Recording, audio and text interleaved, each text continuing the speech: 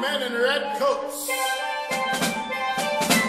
The Liberator King had arrived.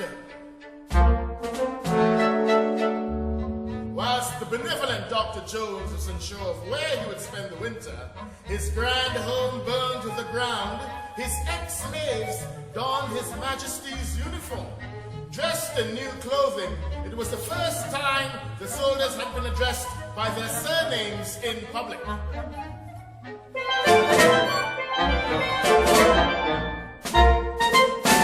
Said Nathaniel, "We were black men in red coats.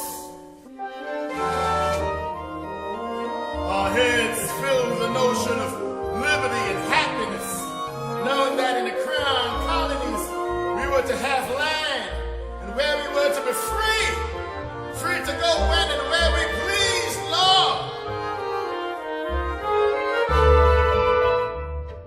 Black men in red coats and white men shaking in their boots.